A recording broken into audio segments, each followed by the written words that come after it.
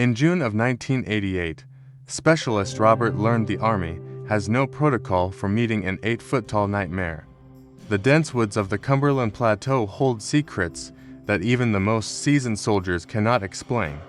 This American veteran spent his service guarding the perimeter, never expecting to encounter a creature of legend. His story begins at Fort Campbell, where the history is often as heavy as the Kentucky humidity. As a specialist, Robert was trained to handle threats, but nothing prepared him for this midnight encounter. He wore his OD green fatigues with pride while serving among the elite of the 101st Airborne. The night shift usually meant routine patrols and the quiet hum of the vast military base. He focused on his month's duties, ensuring every inch of the perimeter security remained tight and controlled. But the Cumberland Plateau, a place where reality and myth often bleed into one another. Legends of Kentucky goblins had circulated for years, though Robert always viewed them as simple campfire stories. That skepticism vanished the moment he saw a massive shape silhouetted against the dark tree line. Standing at least 8 feet tall, the intruder possessed a physical presence that defied human proportions. The creature moved with an effortless grace that made the heavy military fences look like child's play. Robert stood frozen as his flashlight beam reflected off eyes that glowed with a primitive, ancient intelligence. It was like a scene from a movie, except there were no cameras and no safety net. His heart hammered against his ribs, the sound echoing louder than the distant calls of the forest. In that moment, his military training felt useless against a being that simply should not exist. How do you tell your commanding officer that an intruder just jumped a 12-foot fence with ease? The air felt electric, charged with the primal fear that Robert had never experienced in his life. Before the confrontation reached its peak, we must understand the specific post where Robert was stationed. Fort Campbell is a massive installation, yet even its vast size felt small during that encounter. Every shadow in the woods seemed to hide another 8-foot-tall giant waiting for the light to fade. Specialist Robert was just one man facing a mystery that would haunt his dreams for decades to come. This is a first-person account of a night when the world of the soldier met the unknown. Prepare to enter the woods of 1988, where the 101st Airborne met something they couldn't capture. To understand the what, you must first understand the where of this dark and unsettling story. Fort Campbell sits on a border of more than just states. It sits on legends and blood. This massive army base straddles the rugged line between Kentucky and Tennessee with an eerie presence. Is it a coincidence that the most famous alien encounter happened less than an hour away? The base is like a modern island floating on a sea of ancient and dark folklore. Positioned on that state border, the land feels heavy with a weight that manual labor cannot explain. To the east lies the Cumberland Plateau, a high and desolate region often shrouded in thick mist. Fort Campbell rests just west of those ancient mountains, where shadows seem to stretch much longer. During my night shift, the perimeter security felt less like a job and more like a vigil. Every soldier in the 101st Airborne knows that these woods hold more than just tactical training exercises. Does the land itself remember the violence that soaked into the soil during the Civil War? The Cumberland Plateau was once the hunting ground for a ruthless man named Champ Ferguson. Ferguson carried out a brutal slaughter across those heights, leaving a legacy of pain and restless spirits. That history of bloodshed creates an atmosphere that chills you deeper than any cold winter wine. You can almost hear the echoes of the past when the wind howls through the dark pines. If you drive less than an hour north, you find yourself in the small town of Kelly. Back in the 1950s, the Sutton family faced a terror that would change local history forever. They reported an intense encounter with small, spindly creatures known to the world as Kentucky goblins. These entities weren't just stories, they were a physical threat that left witnesses shaken to their core. Fort Campbell sits directly in the center of this strange, supernatural triangle of Kentucky lore. Between the goblin sightings and the Civil War ghosts, the land feels inherently hostile to outsiders. My months required me to be out in the elements, wearing my standard Dishu OD green uniform. We were trained for combat, but nobody prepares you for the legends that walk the woods. This wasn't just any base. It was 165 square miles of untamed and deeply mysterious territory. As the sun dipped below the horizon, the reality of my patrol began to truly set in. As the darkness deepened over Fort Campbell, I felt the weight of something ancient and unforgiving. Our base sat just west of the Cumberland Plateau, a place where history feels like a physical burden. There is a thickness in the air there that seems to swallow the beam of a flashlight. Long before my night shift began, these lands were stained by the blood of a brutal civil conflict. During the Civil War, the Cumberland Plateau became a stage for unimaginable acts of calculated cruelty. One man's name still echoes through those dark hollows like a curse: the notorious Champ Ferguson. Ferguson led a campaign of slaughter that turned these scenic highlands into a sprawling, open-air graveyard.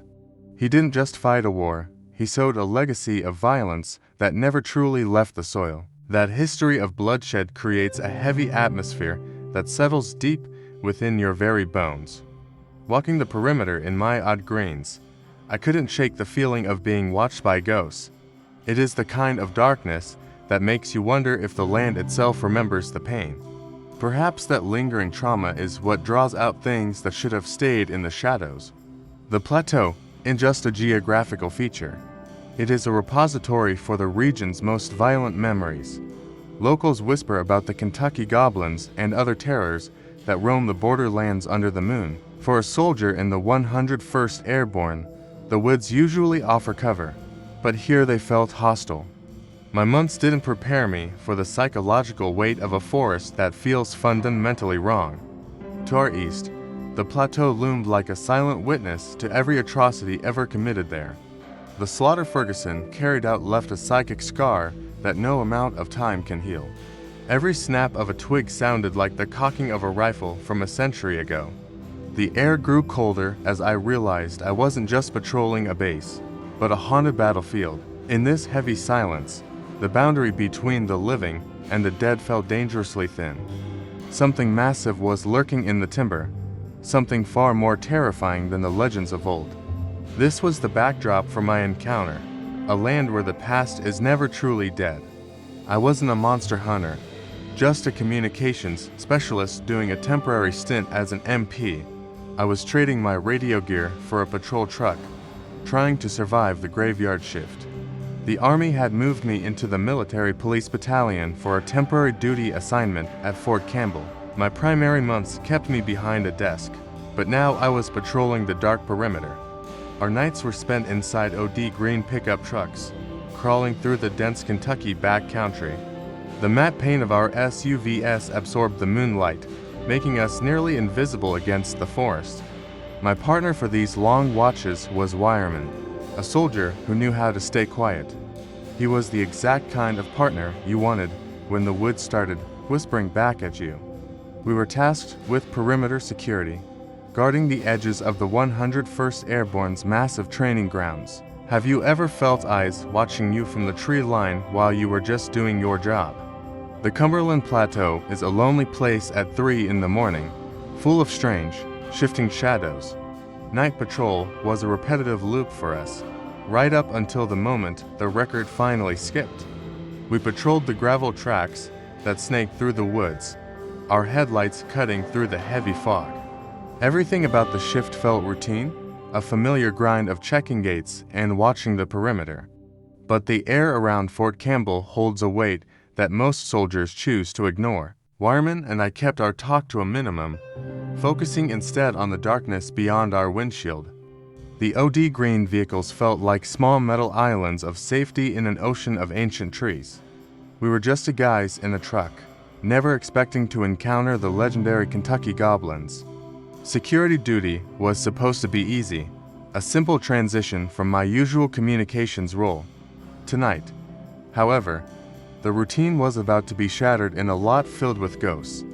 Before tonight, stories of Bigfoot or Kentucky goblins were just campfire tales to pass the time. The silence of the woods became deafening, signaling that we were no longer alone out there. Imagine 24 football fields filled with the cars of men who never came home from Vietnam. Our patrol route took us past the most somber and sacred place on the entire base.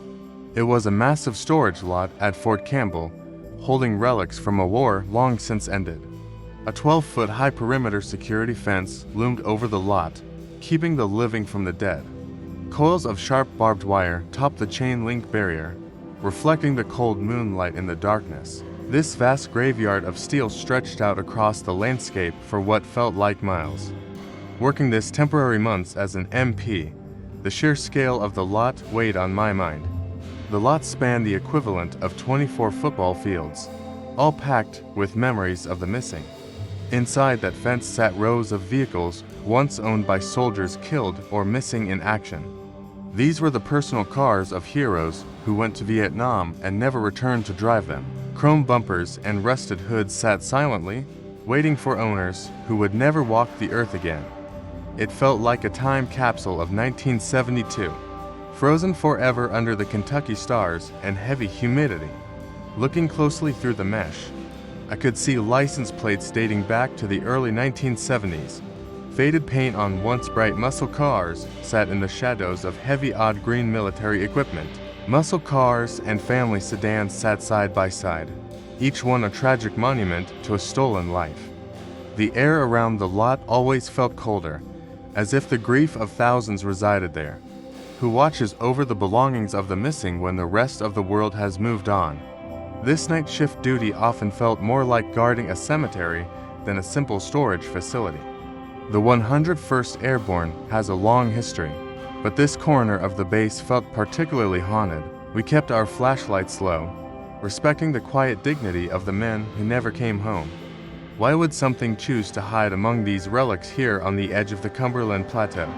I wondered if the Kentucky goblins of local legend were drawn to such a sorrowful place. The silence of the lot was unsettling, punctuated only by the occasional metallic groan of cooling steel. But tonight, the routine was about to be shattered in a lot filled with heavy ghosts. Inside this graveyard of steel, we saw something move with impossible speed through the shadows. The beam of the flashlight hit the short, dark brown hair first, cutting through the heavy gloom. Standing at 6 foot to myself, I usually feel tall, but this presence made me feel incredibly small. This massive creature stood at least 8 feet tall, towering over the parked vehicles in the yard. Its chest was twice as wide as a man's, casting a shadow that swallowed the nearby light. My light moved up to reveal a face with a distinct mouth and a human-like nose. Most animals have a snout, but this thing lacked any protrusion, looking disturbingly like a person. Its head was tall and rounded, sitting high on shoulders that seemed carved from solid muscle. The short hair had a slight sheen, like a wet seal, shimmering even in the dim light. It didn't crouch like a predator. It stood firmly upright onto massive, powerful legs.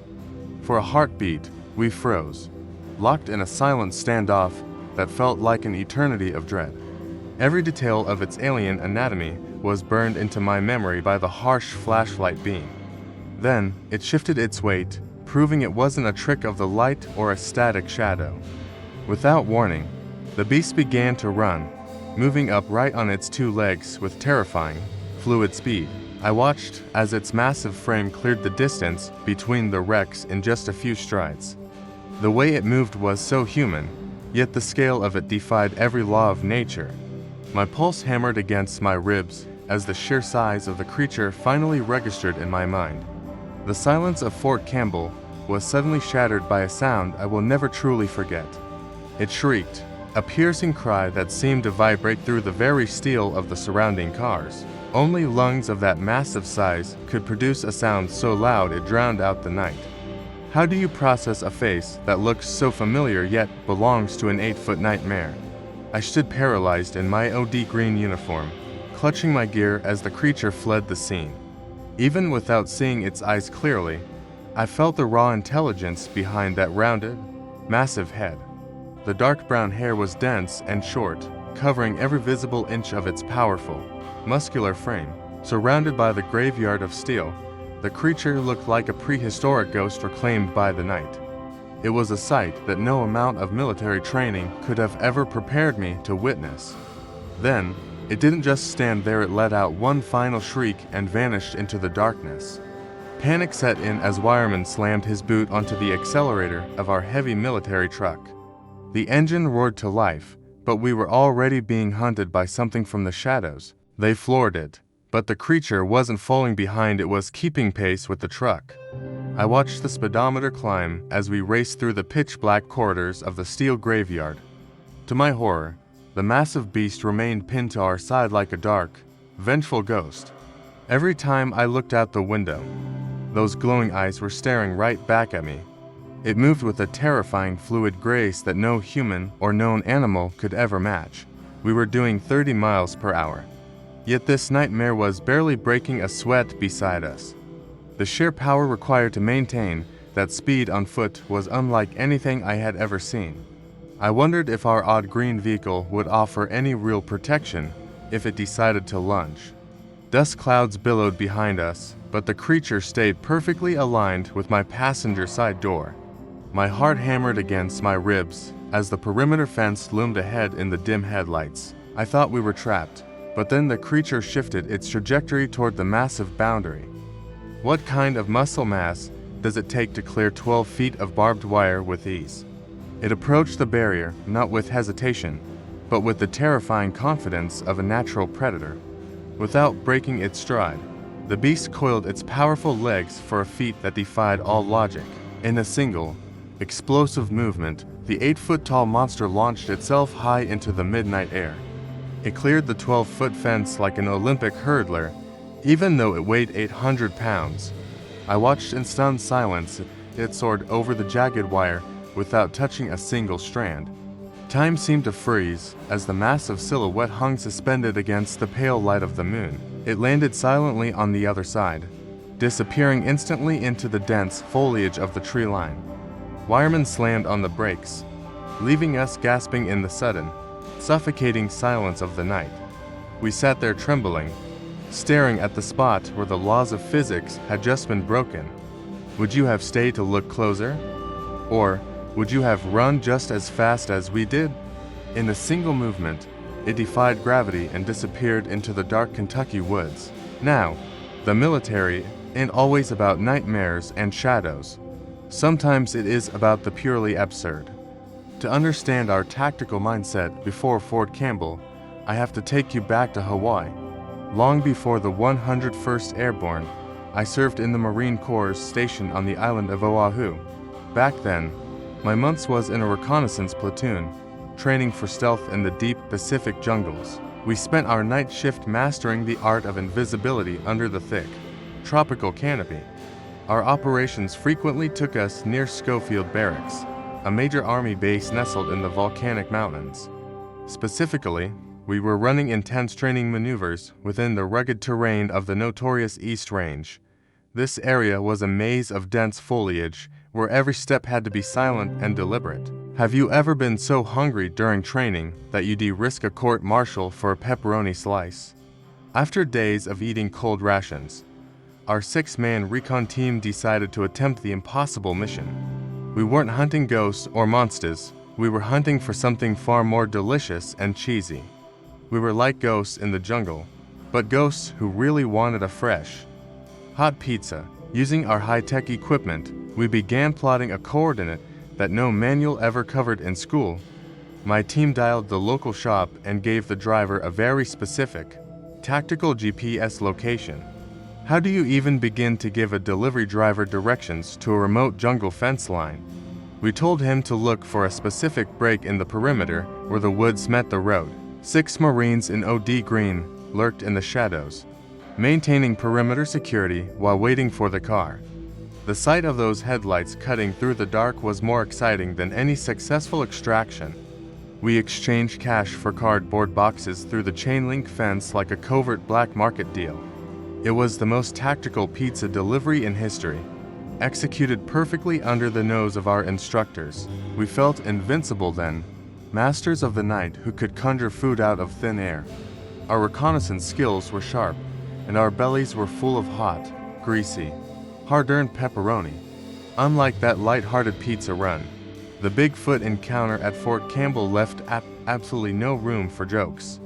The Kentucky goblins of the Cumberland Plateau were far more dangerous than anything we faced in Hawaii. You might think we would scream for help, but the Army doesn't handle the impossible well.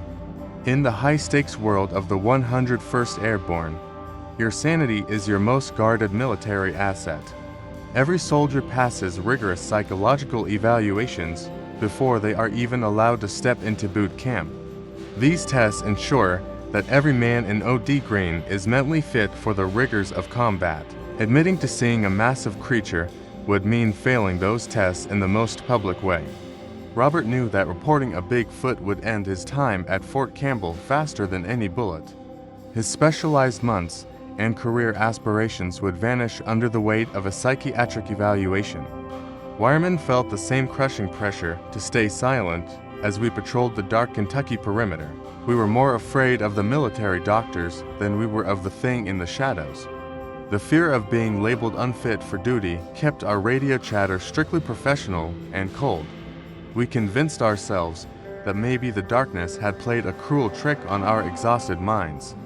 But the arrival of the morning sun brought a reality that no psychological test could ever explain. We drove back to the site of the encounter, our hearts pounding against our heavy tactical vests.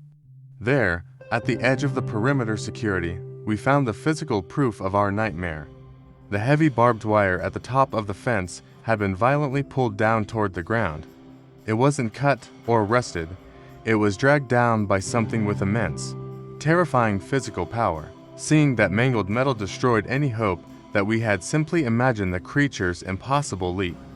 We stood in the quiet morning air, looking at the damage that defied every military regulation. The Cumberland Plateau held secrets that the Army's training manuals never dared to mention or acknowledge. Even with the physical evidence, the risk to our reputations remained far too high to speak. We were just two soldiers trying to survive a reality that wasn't supposed to exist at all. Our silence became a shield, protecting our careers while the memory of the creature burned deep. To understand why we stayed silent, you must grasp the sheer scale of the Kentucky wilderness. Fort Campbell isn't just a military base. It is a sprawling expanse of 165 square miles. Most people see the gates and fences, but they never realize what lies deep within the interior. Imagine an area more than 3 times the size of San Francisco covered in dense, dark timber. This massive footprint makes it easy to lose yourself or find things that shouldn't exist at all. If you compared it to New York City, this installation would still cover half of that urban jungle. Most of this land remains untouched by civilization, left to the elements and the shadows of the past. The terrain is a rugged collection of artillery ranges, rifle pits, and high-explosive grenade training grounds. Between these scarred patches of earth lie thousands of acres of undeveloped woods and ancient, winding creek beds. It is the perfect sanctuary for something that wants to remain hidden from the prying eyes of men. During my time as an MP, the vastness of these backwoods often felt heavy and suffocating at night. You could drive for hours through the perimeter and never see another human being or a single light. The 101st Airborne trains here specifically because the environment is so brutal and unforgivingly large for soldiers. When you have 165 square miles of territory, secrets don't just stay buried, they thrive. An 8-foot-tall nightmare doesn't need a cave when it has an entire city's worth of forest canopy. Artillery ranges often sit silent for weeks, leaving the Cumberland Plateau to the creatures of the dark. We were just kids in OD green uniforms, patrolling the edges of a world we didn't truly control. The sheer geography of the base provides a perfect corridor for something moving between Kentucky and Tennessee. Every grenade range and training area is surrounded by miles of thick, impenetrable brush and towering oak trees. This is how a legend survives for decades without ever being caught on a military surveillance camera. The scale is so immense that even a massive creature becomes nothing more than a ghost in the leaves. To us, the base was a workplace, but to the Kentucky goblins, it was a sovereign, protected kingdom. Looking back, I realize we were never the ones in charge of those dark and lonely woods. The statistics speak of miles and acreage, but the feeling of being watched is much harder to measure. In a place 3 times larger than San Francisco, the impossible starts to feel very possible indeed.